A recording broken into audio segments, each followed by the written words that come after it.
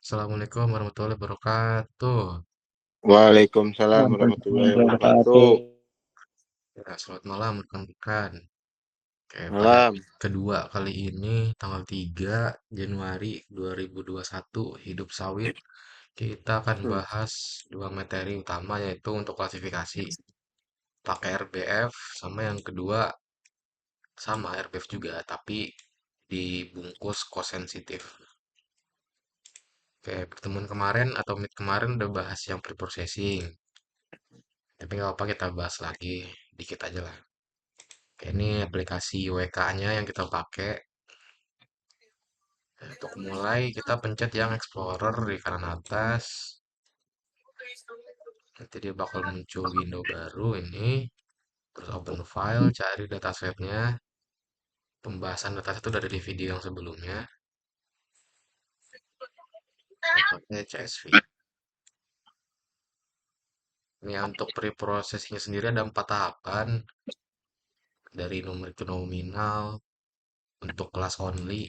Terus yang kedua replace missing value. Yang ketiga nominal to binary, yang terakhir normalize. Oke, mulai dari yang pertama numerik to nominal, tapi untuk class only, yang ini filter unsupervised attribute numerik to nominal. Oke, indicatnya di set kelas. Ini udah dijelasin di video sebelumnya yang detail-detail kayak gini. Apply, terus yang kedua replace missing value. Tapi tiba-tiba si Putri berjalan ke arah Yang dermaga, ketiga nominal to binary. melemparkan setumpuk pakaian. Dilanjutkan dengan dua orang Terakhir yang ada normalize. pakaian satu persatu untuk membuat jalan bagi si Tuan Putri. Hal itu terus sampai setengah dari Samudra Pasifik, tapi belum selesai. Tempat tujuannya masih ada di depan. Kali ini dia berjalan sambil diiringi pelampung. Para pria rela menyerahkan pakaiannya demi si Tuan Binary-nya ada tadi. yang menyukai Wasita. Dia ada Basic value. seorang pria sigap Terakhir melempar. normalisasi. Baik. Oke, kalau udah begini, Tapi tiba-tiba si Putri datanya udah berjalan ke siap, datasetnya udah kelar. Di pre-processing kita bahas yang klasifikasinya. Oke, dua untuk orang pilih yang metodenya, pencet yang sebelah sini, choose, terus di bagian function, ada yang namanya RBF network. Oke, dari untuk test Samudra. optionnya pakai cross validation sebanyak 10 volts.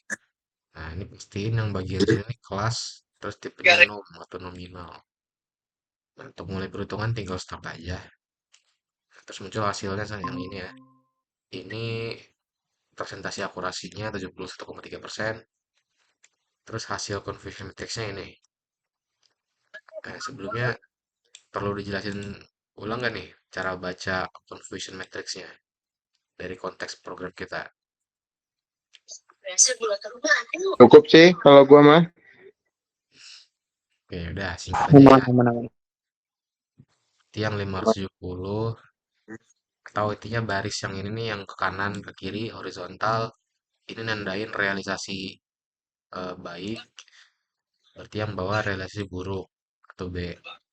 Terus kalau yang ke bawah yang vertikal, A vertikal itu nandain prediksinya prediksi baik, yang B itu nandain prediksi buruk. Contohnya di sini yang 130 dia ada di prediksi buruk tapi realisasinya baik. Kita yang 157 dia di prediksinya baik tapi ternyata buruk. Oke, kurang lebih simpel seperti itu cara bacanya ya. Hmm. Yang kedua, kita pakai call sensitif untuk ngebungkus si RBF-nya.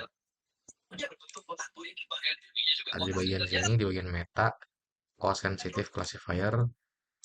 Terus diklik dulu bagian sininya, classifiernya pakai RBF, matrixnya pencet, kelasnya dibikin jadi dua, dua kali dua, maksudnya dimensinya ini.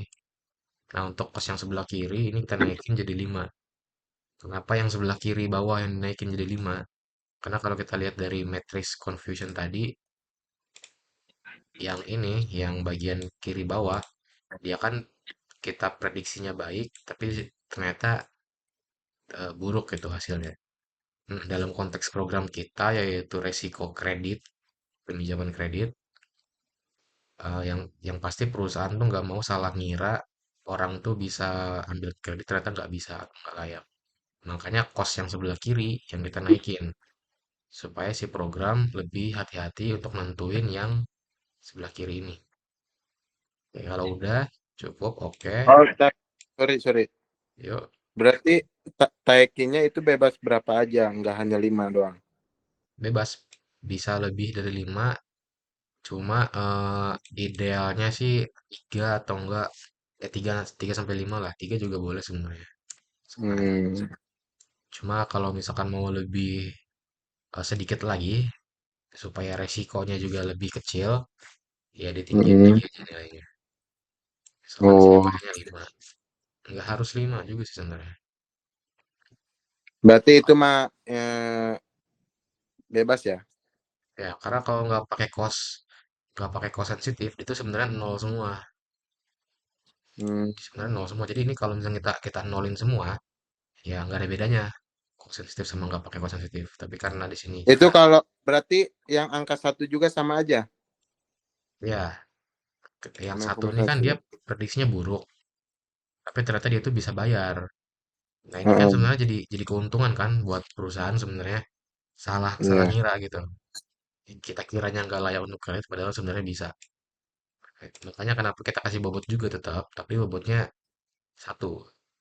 Jadi kita tuh lebih lebih prioritasin resikonya yang lebih sedikit daripada benefitnya. Hmm. Oke, misalkan sih kita pakai 3 lah ya. Oke, terus start. Nah, di sini jelas ya, hasilnya yang kita prediksi baik, tapi ternyata nggak bisa bayar, itu lebih sedikit nilainya. Nah, berarti apa? Artinya resiko si penyedia kredit itu salah ngasih target atau salah ngasih pinjaman ke orang yang minta, itu resikonya lebih kecil. Meskipun akurasinya juga turun dari 73 ke 65,1. Nah, kalau kita perhatiin kita juga banyak salah ngira nih. Kita ngira yang sebenarnya nggak bisa bayar, tapi padahal bisa kredit. Artinya apa? Artinya di sini kita kehilangan 267 potensi konsumen, tapi seenggaknya resiko kita salah ngasih konsumen yang salahnya itu lebih sedikit, ya, cuma 82. Yang benar sebelumnya itu ada 157. Ini hampir 2 kali lipatnya. Oke. Nah, ini dua klasifikasi yang kita gunakan. Yang pertama RBF-nya doang, yang kedua kita bungkus pakai cost sensitive classifier. Nah, ini singkatnya tentang klasifikasi yang kita pakai, itu RBF. Prosesnya di WK sebenarnya simpel, sederhana sampai situ doang. Yang penting kita paham cara baca confusion matrix-nya. Oke, nah selanjutnya nanti kita bakal ada perhitungan manual juga buat ngasih contoh aja pas presentasi. Perhitungannya simpel, nggak susah. Ini nih rumusnya ini nih, rumus jarak Euclidean. Ini rumus yang sama yang pernah dipakai Bu Tiffany ngasih soal di kelas. Sama kok rumusnya, nggak ribet. Nah, terus ada rumus yang kedua aktivasi sama yang ketiga rumus output, tapi nggak usah. Kenapa? Karena dari rumus yang pertama juga kita udah bisa ngeliat hasilnya nanti. Bisa buat kesimpulan. Kayak maksudnya gimana ini rumus-rumusan begini ya. Langsung ke contohnya aja. Misalkan nih, kita simulasiin. Nah, ini gua coba zoom dulu biar gede.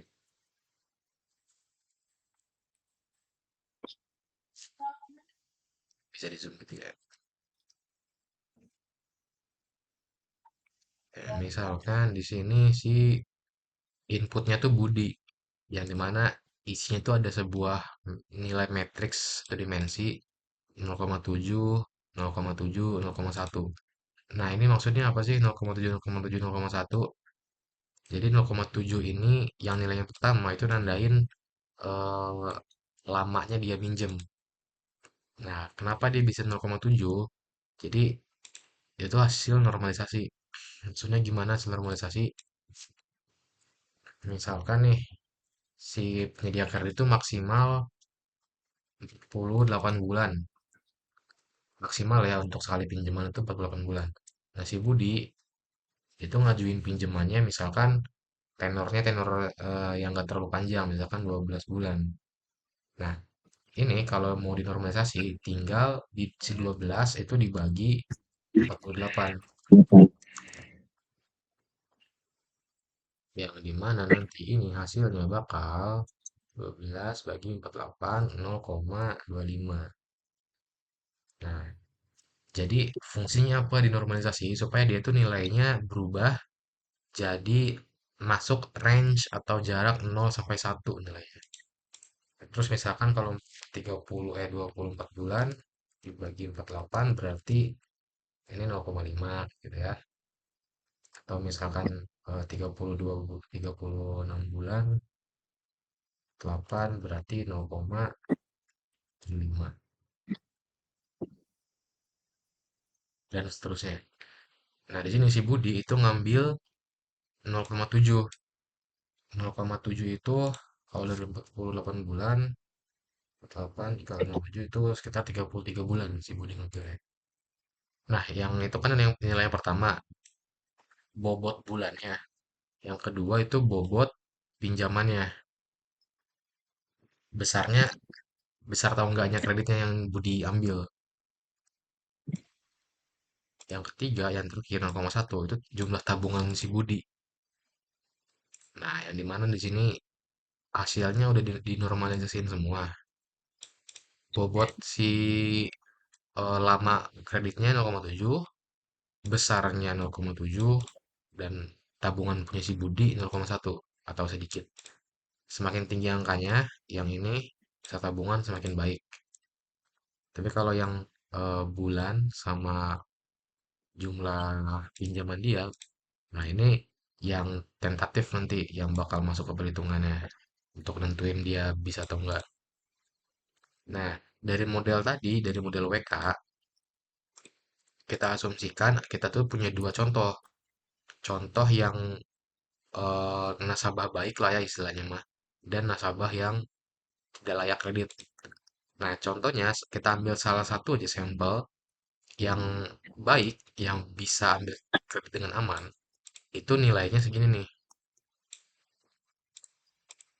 Lama kreditnya 0,2, besar kreditnya 0,2, dan tabungannya 0,9. Tabungannya tinggi. Nah, ini adalah contoh data yang bagus lah, yang layak untuk dapat kredit. Nah, yang kedua kita ada contoh lagi, contoh dari yang nasabah buruk atau nasabah yang tidak layak untuk dapat kredit. Nah, contohnya kayak gini nih nilainya nih, 0,8, 0,8, 0,1. Jadi tenornya lama, kok jumlahnya gede, tapi tabungannya sedikit. Nah, kita tinggal masukin aja nilai-nilai ini ke si rumus. Jadi, si Budi yang pertama tadi 0,7 nilai hutang tenor hutangnya itu dikurangi sama si nilai hutang contoh baik, terus dikuadratin. Nah, yang pertama dulu ya. Jadi nilai si Budi yang pertama dikurangi sama nilai contoh baik yang pertama, terus hasil setelah dikurangi dikuadratin. Ditambah nilai yang tengahnya si Budi dikurangi nilai tengah contoh yang baik, ini ya, terus dikuadratin, ditambah nilai terakhir 0,1 dikurangi nilai terakhir contoh yang baik 0,9, terus hasilnya dikuadratin. Nah, itu untuk nyari D1, yang dimana hasilnya adalah 1,06. Oke, lanjut ke contoh yang kedua. Sama perhitungannya, jadi nilai pertama si Budi dikurangi sama nilai contoh buruk nilai pertamanya 0,7 dikurangi 0,8 ini ya, terus dikuadratin, ditambah, lanjut ya nilai tengahnya dikurangi nilai tengahnya, terus nilai terakhirnya. Nah, nanti hasilnya kurang lebih 0,14. Nah, nilai ini semakin tinggi nilainya itu semakin jauh. Kalau semakin kecil, semakin dekat. Artinya apa? Artinya kita bisa bikin kesimpulan dari sini aja. Udah kelihatan nih.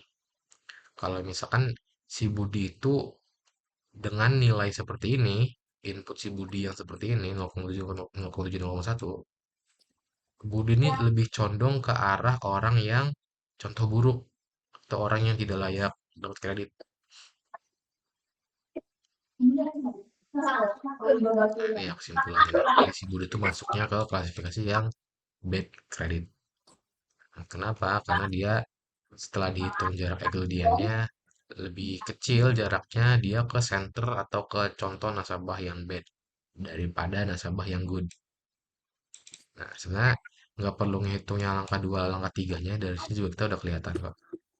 Nah, tapi perlu diperhatikan, ini kan untuk simulasi perhitungan aja, perhitungan manual. Makanya di sini kita cuma pakai tiga parameter, yaitu lama hutangnya berapa lama, nilai hutangnya berapa besar, dan jumlah tabungan yang dimiliki.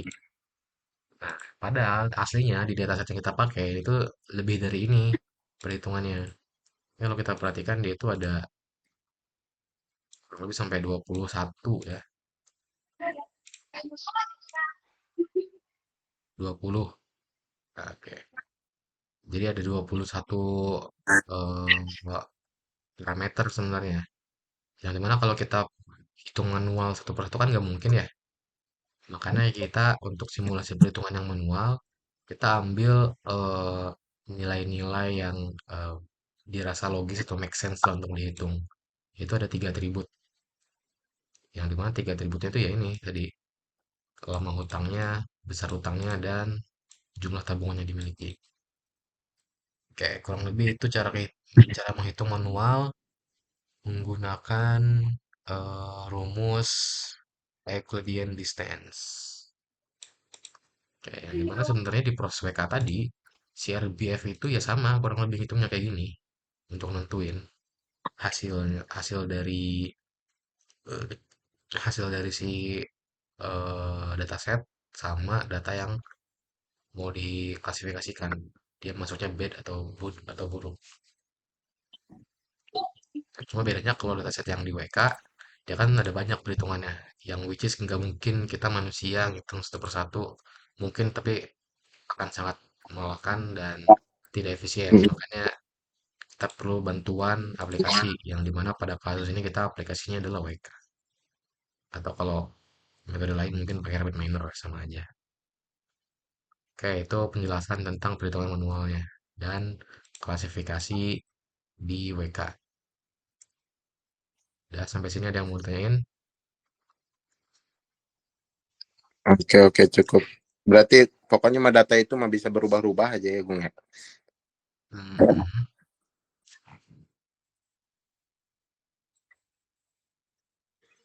Jadi ntar kita pas presentasi, yang pertama kan bahas WK-nya ya, sampai sini aja sampai yang cost sensitif. Udah selesai bahas cost sensitif, terus jelasin hasilnya, terus bikin kesimpulan, kenapa si cost sensitif itu eh, berguna buat perusahaan atau penyedia kredit ya karena tadi jadi itu ya dia ada fitur untuk ngasih beban kos yang dimana kita bisa minta si sistemnya ini lebih hati-hati untuk milih atau untuk klasifikasiin data yang bagian sini nih yang dikiranya layak untuk kredit tapi sebenarnya nggak layak untuk dapat kredit.